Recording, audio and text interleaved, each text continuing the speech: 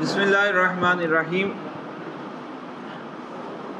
وعلم ان المشہور فیما بین القوم ان احتمال الصدق والکذب من خواص الخبر لا یجری فی غیرہ من المرکبات۔ اب ایک چونکہ خبر کی بحث چل رہی تھی، خبر کی اقسام کی بات چل رہی تھی صدق اور کذب کے اعتبار سے، تو ایک آخری بات ذکر کر رہے ہیں، تحقیق ایک پیش کر رہے ہیں۔ فرماتے ہیں کہ جو لوگوں کے درمیان مشہور بات ہے وہ یہی ہے کہ صدق اور کذب کا احتمال صرف خبر کے اندر پایا جاتا ہے، خبر کے علاوہ کسی بھی مرکب میں، چاہے وہ مرکب مفید ہو یا مرکب غیر مفید، مرکب غیر مفید توصیفی، اضافی وغیرہ، مرکب مفید انشاء وغیرہ، تو کسی بھی مرکب میں یہ صدق اور کذب کا احتمال نہیں پایا جاتا۔ جیسے الغلام الذی لزید اور یا زید الفاضل، یا اس جیسے دیگر جو مرکبات ہیں۔ الغلام الذی لزید یہ ہو گیا مرکب توصیفی، اور یا زید الفاضل یہ کیا ہو گیا؟ مرکب انشائی ہو گیا، ندا انشاء میں ہے نا۔ تو ان میں یہ صدق و کذب کا احتمال نہیں پایا جاتا۔ مما یشتمل علی نسبت، جو چیزیں نسبت پر مشتمل ہوتی ہیں، یعنی وہ مرکب جس میں کوئی نسبت پائی جائے، تو نسبت پائی جائے تو اس میں صدق و کذب کا احتمال نہیں ہوتا، صرف نسبت خبریہ جہاں پائی جائے وہیں صدق و کذب کا احتمال ہوتا ہے۔ ٹھیک ہے، تو یہ کوئی بھی نسبت، ہاں نسبت خبریہ کے علاوہ تعلق، مطلقاً تعلق ہو تو یہ تو مشہور ہے، عام بات ہے کہ صدق و کذب کا احتمال صرف نسبت خبریہ کے اندر پایا جاتا ہے۔ لیکن بعض لوگوں نے مشہور قول کے خلاف ایک قول ذکر کیا ہے، تو اس کو ذکر کر رہے ہیں وذکر بعضهم سے، کہ بعض لوگوں نے کہا کہ صدق اور کذب کے احتمال میں، صدق و کذب کا احتمال جس طرح مرکب مفید خبری کے اندر پایا جاتا ہے، یعنی نسبت خبریہ میں پایا جاتا ہے، اسی طرح نسبت خبریہ کے علاوہ دیگر مرکبات میں بھی پایا جاتا ہے۔ وذکر بعضهم انه لا فرق بین النسبت فی المرکب الاخباری وغیرہ، مرکب اخباری ہو یا مرکب اخباری کے علاوہ مرکب انشائی یا مرکب غیر مفید، کسی بھی طرح کا مرکب ہو، ان مرکبات میں کوئی فرق نہیں ہے، الا بانہ ان عبر عنہا بکلام تام یسمى خبرا وتصدیقا، کہ فرق صرف اتنا ہے اور کوئی فرق نہیں ہے، صرف اتنا سا فرق ہے کہ اگر کلام تام ہو جائے تو اس کو خبر اور تصدیق کہتے ہیں، جیسے زید انسان کہا جائے یا زید فرس کہا جائے، زید فرس کہا جائے یا زید انسان کہا جائے، چونکہ یہ کلام تام ہے تو اس کو خبر کہہ دیں گے۔ اور وَإِلَّا يُسَمَّى مُرَكَّبًا تَقْيِيدِيًّا وَتَصَوُّرًا، اور اگر کلام تام نہ ہو تو اس کو مرکب تقییدی اور تصور کہتے ہیں، جیسے یا زید الانسان اور یا زید الفرس۔ اب اس میں وہ ندا والا یا ہٹا کر آگے جو دیکھا ہے منادہ جو ہے وہ کیا ہے؟ موصوف صفت بن رہے ہیں نا، یا زید الانسان، تو یہ موصوف صفت کے اعتبار سے مرکب تقییدی ہے، چونکہ مرکب غیر مفید کی دو قسمیں ہوتی ہیں، ایک مرکب تقییدی اور ایک غیر تقییدی۔ جو جزء ثانی جزء اول کے لیے قید بنے وہ مرکب تقییدی ہوتا ہے، اگر قید نہ بنے تو وہ مرکب غیر تقییدی ہوتا ہے۔ تو جو غیر تقییدی ہے وہ تو جار مجرور ہے، جار مجرور وہی مرکب غیر تقییدی بنتا ہے، تو اس کی تو بات ہی نہیں ہو رہی، بات دوسرے کی ہو رہی ہے۔ تو بہرحال کہہ رہے ہیں کہ مرکب مفید ہو یا مرکب غیر مفید، ان میں کوئی فرق نہیں ہے سوائے اس کے کہ اگر کلام تام سے بیان کیا جائے تو وہ خبر بن جائے گا، تصدیق بن جائے گا، اور اگر کلام تام نہ ہو تو وہ تصور ہوگا، مرکب غیر مفید ہوگا، بس۔ وَأَيَّمَّا كَانَ، اور جو بھی ہو چاہے کلام تام کے ساتھ بیان کیا جائے چاہے کلام غیر تام کے ساتھ بیان کیا جائے. فالمرکب اما مطابق فیکون صادقا او غیر مطابق فیکون کاذبا. تو دو صورتیں پائی جائیں گی چاہے وہ مرکب مفید ہو یا غیر مفید ہو. دو صورتیں پائی جائیں گی دونوں کے اندر کہ یا تو وہ واقع کے مطابق ہوگا. جمہور کی جو صدق کی تعریف ہے صدق اور کذب کی تعریف کہ اگر وہ واقع کے مطابق ہوگا تو صدق ہوگا اور اگر واقع کے خلاف ہوگا تو کذب ہوگا.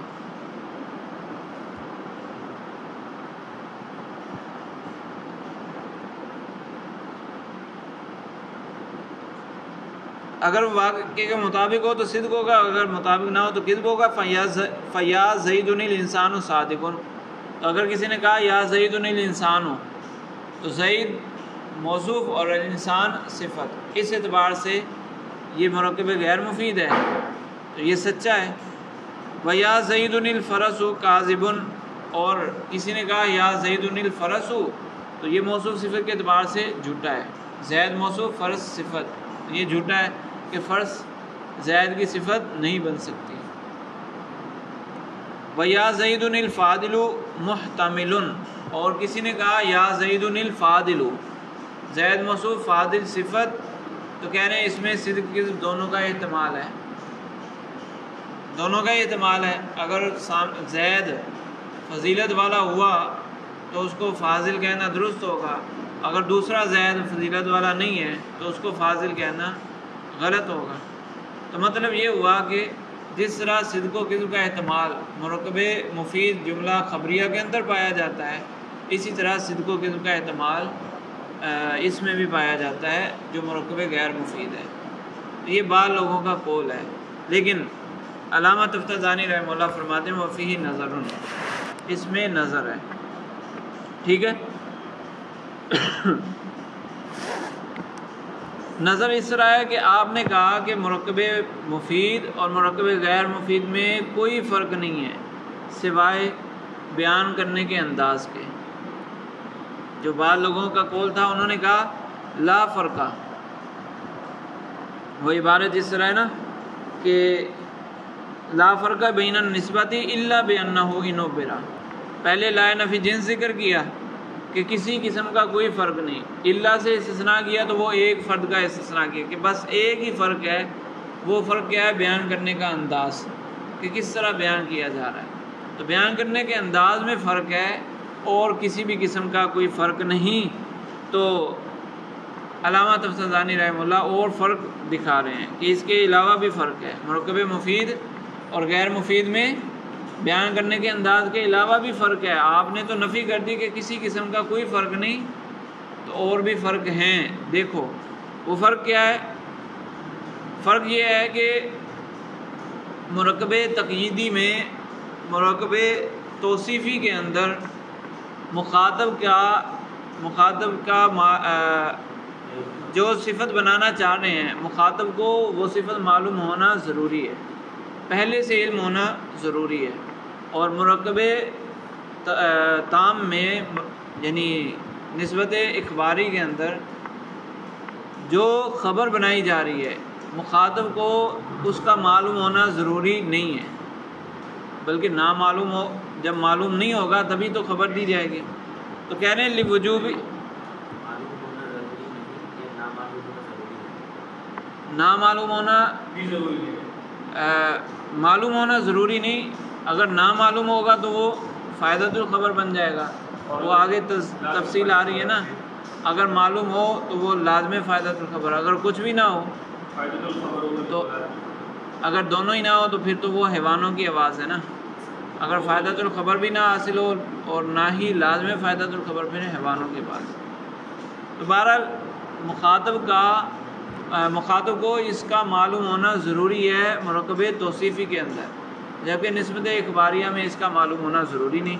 فرماتے ہیں وفی نظر لوجوب علم المخاطب بالنسبت فی المرکب التقییدی دون الاخباری. کہ ایک اور فرق ہے. وہ فرق یہ ہے کہ مخاطب کو علم ہونا ضروری ہے, نسبت کا علم ہونا ضروری ہے مرکب تقییدی کے اندر, جبکہ مرکب اخباری کے اندر نسبت کا معلوم ہونا ضروری نہیں ہے.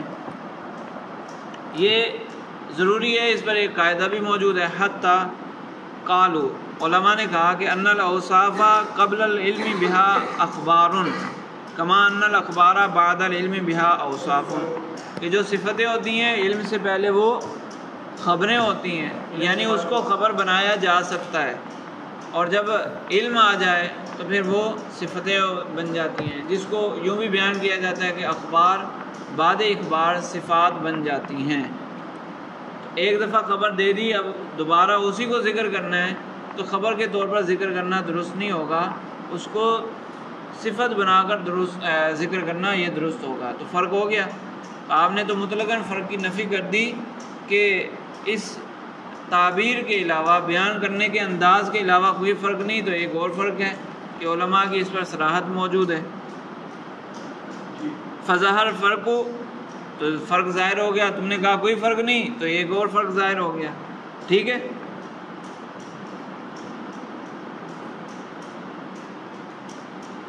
اور دوسرا جو بعض لوگوں کا قول تھا، انہوں نے کہا تھا کہ صدق اور کذب کا احتمال جس طرح مرکب اسنادی میں پایا جاتا ہے، مرکب اخباری میں پایا جاتا ہے، اسی طرح مرکب توصیفی میں بھی پایا جاتا ہے، مرکب تقییدی میں بھی پایا جاتا ہے. یعنی دونوں ایک جیسے ہیں. صدق اور کذب کے احتمال کے متوجہ ہونے کے اعتبار سے دونوں ہی ایک جیسے ہیں، کہ جس طرح صدق و کذب کا احتمال جملہ خبریہ کے اندر آتا ہے، اسی طرح صدق اور کذب کا احتمال مرکب توصیفی کے اندر بھی آئے گا.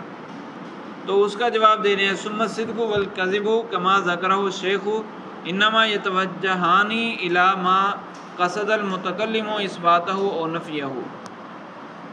شیخ نے ذکر کیا کہ صدق و کذب کا احتمال صرف وہیں پایا جائے گا جہاں متکلم ایک شے کو دوسری کے لیے ثابت کرنا چاہے، یا ایک شے کی دوسری شے سے نفی کرنا چاہے. تو ایک شے کو دوسری کے لیے ثابت کرنا یا ایک شے کی دوسری سے نفی کرنا یہ صرف نسبت اخباریہ میں ہوتا ہے. مرکب توصیفی کے اندر، مرکب تقییدی کے اندر ایک کو دوسری کے لیے ثابت کرنا نہیں پایا جاتا. تو جب شیخ نے کہہ دیا کہ صدق و کذب کا احتمال صرف وہیں آئے گا جہاں متکلم کا مقصود ثابت کرنا یا نفی کرنا ہو، اور وہ ثابت کرنا نفی کرنا کہاں پایا جاتا ہے؟ صرف نسبت اخباریہ میں. تو کیا پتہ چلا؟ پتہ یہ چلا کہ ہاں صدق و کذب کا احتمال صرف نسبت اخباریہ کے اندر ہی ہو سکتا ہے. تمہارا یہ کہنا کہ دونوں برابر ہیں، اس میں صدق اور کذب کا احتمال رکھنے میں دونوں برابر ہیں، تمہارا یہ کہنا درست نہیں ہے.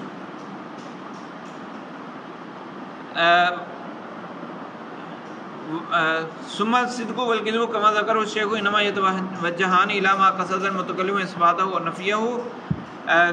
شیخ نے یہ ذکر کیا ہے کہ صدق و کذب کا تعلق، صدق و کذب متوجہ ہوتے ہیں اسی چیز کی طرف جب متکلم نے ایک شے کو دوسری کے لیے ثابت کرنے کا قصد کیا ہو یا ایک شے کو دوسری سے نفی کرنے کا قصد کیا ہو. والنسبۃ الوصفیۃ لیست کذالک، اور نسبت وصفیہ جو ہے وہ اس طرح نہیں ہوتی، یعنی اس میں ثبوت یا نفی نہیں ہوتی. ولو سلم فاطلاق الصدق والکذب علی المرکب الغیر التام مخالف لما هو العمدۃ فی تفسیر الالفاظ عن اللغۃ والعرف.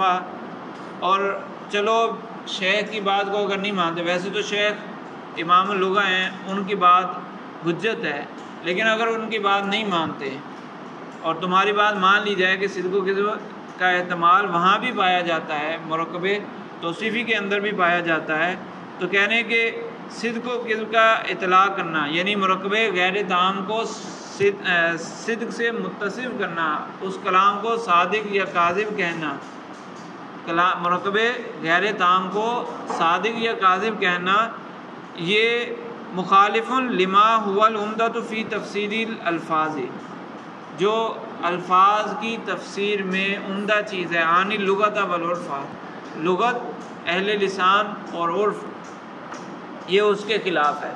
کبھی بھی لغت کے اندر، کسی بھی لغت کی جتنے بھی اقسام ہیں، لغت کے اندر بہت سارے علوم ہیں، کسی بھی علم کے اندر اس کو مرکب توصیفی کو صدق یا کذب سے متصف نہیں کیا جاتا، اور نہ ہی عرف کے اندر صدق اور کذب کو مرکب توصیفی کی صفت بنایا جاتا ہے۔ وَإِنْ أُرِيدَ، لہٰذا عرف کے اعتبار سے بھی غلط ہے، لغت کے اعتبار سے بھی غلط ہے، اور شیخ کے کلام کے اعتبار سے بھی غلط ہے۔ وَإِنْ أُرِيدَ تجدید اصلاح، اور اگر کوئی اپنی نئی اصلاح بنانا چاہتا ہے، وہ اپنی ایک الگ اصلاح بنانا چاہتا ہے کہ بھائی تم نہیں کہتے مرکب توصیفی کو صدق اور کذب سے متصف، تم نہیں کرتے تو نہ کرو، میں تو کروں گا، میں نے اپنی اصلاح بنا لی ہے کہ میں تو صدق و کذب صفت بناؤں گا مرکب توصیفی کی بھی، تو فلا مشاہدہ، تو اصلاح میں کوئی جھگڑا نہیں کر سکتا۔ جب تم نے اصلاح ہی بنا لی تو پھر ہم کیا کر سکتے ہیں؟ تم نے اپنی الگ 1.5 ان کی مسجد بنا لی، پھر ہم کیا کریں؟ بیٹھے رہو پھر اپنی 1.5 ان کی مسجد کے اندر۔